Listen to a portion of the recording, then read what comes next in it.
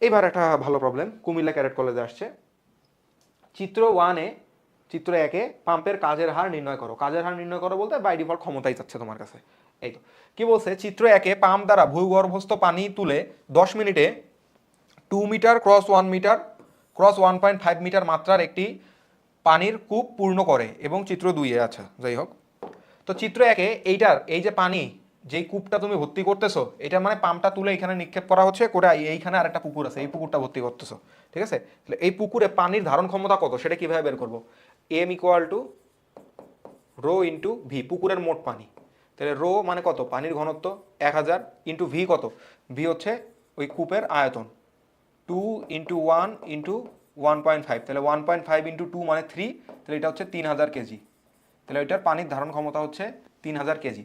এবার কি করা হচ্ছে, এবার এটা 20 মিটার নিচ থেকে তোলা হচ্ছে। দেখো পাম্প দিয়ে কিন্তু আমরা আসলে এখান থেকে যে ভরকেন্দ্র থেকে পানি তুলতেছি ব্যাপারটা এরকম না, ও কূপ দিয়ে পানির 20 মিটার নিচ থেকেই পানিটা তুলতেছে, সরি কূপের 20 মিটার নিচ থেকেই পানিটা তুলতেছে। পানি খালি করার ব্যাপারটা মেইনলি হয় কি চৌবাচ্চা টাইপের জিনিসে হয়। ঠিক আছে, এইটা নিয়ে আমার ডিটেল ভিডিও তুমি অনেক পাবা, দেখে নিও। এমসিকিউ সরি সিকিউ ক্লাসে ওইগুলো নিয়ে অনেক কথা বলা আছে, দেখে নিও। হ্যাঁ, আচ্ছা, তো এখানে তুমি এইচ ইউজ করবা, গড় দূরত্ব এখানে ইউজ করবা না বা গড় সরণ ইউজ করবা না, এখানে 20 মিটারই ইউজ করবা, কারণ এখানে এমনটা বোঝানো হচ্ছে যে টোটাল 20 মিটার নিচ থেকেই পানিটা বারবার উঠতেছে।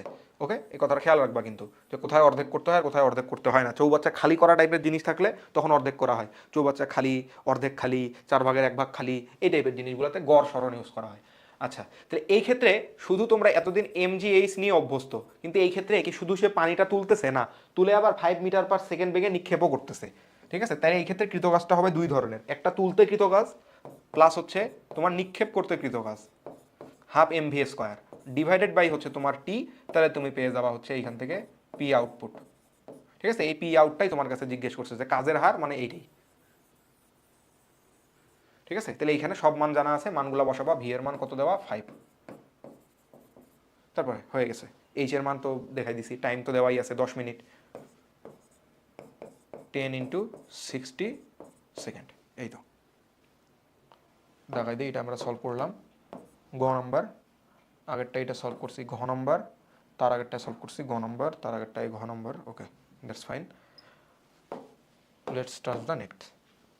দেখি চিত্র 2-এর ও এ এবং বি বিন্দুতে ফুটবলটির শক্তি নিত্যতা সূত্র মেনে চলবে কিনা। দেখো তোমরা তো এতদিন শক্তি নিত্যতা সূত্র কয়েকটা জিনিসের জন্য দেখছো, এই পেন্ডুলামের জন্য মেনে চলে কিনা, তারপর একটা সোজা পথে এখানে এখানে এখানে মেনে চলে কিনা, ইভেন কিছু সৃজনশীলে আমি তোমাদেরকে করাইছিলাম যে আনত তলে মেনে চলে কিনা, আনত তলে মেনে চলে কিনা। ঠিক আছে, ঘর্ষণ সহ ঘর্ষণ ছাড়া সবগুলোতেই, ঘর্ষণ থাকলে তো মেনে চলবে না জানি। এবার আমরা এটা একটা কি প্রাসের গতিপথ হয়েছে, প্রাসের গতিপথের ক্ষেত্রেও শক্তির নিত্যতা সূত্র বা শক্তি সংরক্ষণশীলতা সূত্র মেনে চলে।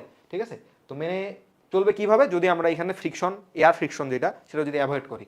ওকে, তাহলে ও পয়েন্টে 20 মিটার পার সেকেন্ড বেগে 30 মিটার পার সেকেন্ডে নিক্ষেপ করা হলো। তাহলে 30 মিটার পার সেকেন্ডে যদি নিক্ষেপ করা হয়, তাহলে এই ক্ষেত্রে সরি 30 ডিগ্রিতে 20 মিটার পার সেকেন্ড বেগে নিক্ষেপ করা হয়েছে। তাহলে ও পয়েন্টে মোট শক্তি কত, এটা ই দিয়ে লিখলাম, total energy at O equal to হচ্ছে kinetic energy at O plus potential energy at ও।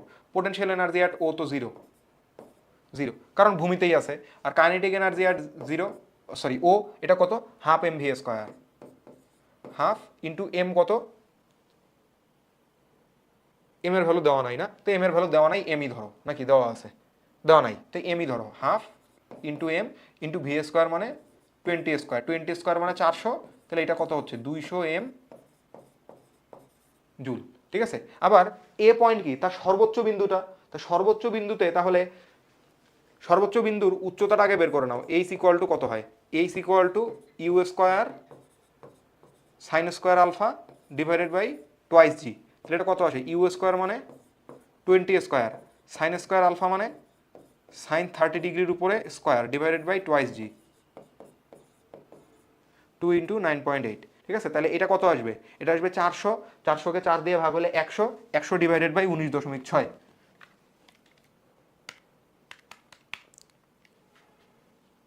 তাহলে এটা আসতেছে, আচ্ছা এটা জিটা জি রাখি তো সমস্যা নেই, জিটাকে জি রাখলেও হবে, জিটাকে জি রাখলে এখানে সমস্যা হবে না। ওকে, তাহলে 2 ইন্টু জি, তাহলে তোমার এখানে কত আসবে 19.6 না বলে এখানে কি বললাম এটা 400, 1/4 400 ভাগ 4 মানে 100, 100 ভাগ এটা হচ্ছে 50 ভাগ জি, এত মিটার উঁচুতে আছে। তাইলে আমি এখানকার পোটেনশিয়াল এনার্জি অ্যাট এ কি বলতে পারবো, পোটেনশিয়াল এনার্জি অ্যাট এ মানে হচ্ছে mg ইন্টু এইচ, তাহলে এটা কত আসবে এম এর মান জানি না, জি ইন্টু এইচ এর মান হচ্ছে 50/g, তাহলে এটা কত আসতেছে, এটা আসতেছে তোমার 50 এম জুল। আর এই পয়েন্টে এসে তার গতিশক্তি কত হবে, তার বেগ আগে কত সেটা আগে বের করে নেই। এই পয়েন্টে এসে বেগের কেবল অনুভূমিক উপাংশ থাকবে, আর অনুভূমিক উপাংশ কত 20 cos 30 ডিগ্রি, 20 cos 30 ডিগ্রি মানে 20 ইন্টু √3/2, তার মানে হচ্ছে 10√3, তাহলে ওইখানে এসে বেগটা হয়ে যাচ্ছে 10√3। তাহলে এখানে কাইনেটিক এনার্জি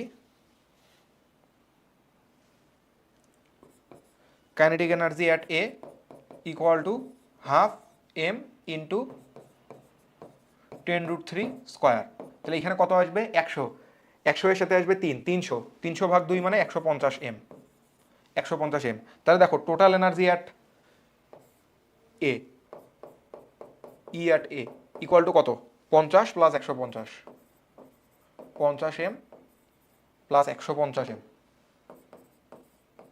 তাহলে কত আসলো 200 এম। তাহলে আগের মতো আসছে। এবার ফাইনালি বি পয়েন্টে এসে তার বেগ কত হয়ে যাবে, তার বেগ আবারও হয়ে যাবে 20, তাহলে এইখানে এসে তার বিভব শক্তি নাই, গতিশক্তি হয়ে যাচ্ছে ইসি বললা এটাকে, ইসি এটাও হয়ে যাবে তোমার 200 এম। তাহলে কি এইটা আর এইটা সমান, তাহলে কি শক্তির নিত্যতা সূত্র মেনে চলবে। ও এ বি পয়েন্টে, ও এ সি না তো, এটা ও এ আর বি পয়েন্টে, ঠিক আছে। তো এইটা গেল হচ্ছে আমাদের সমাধান।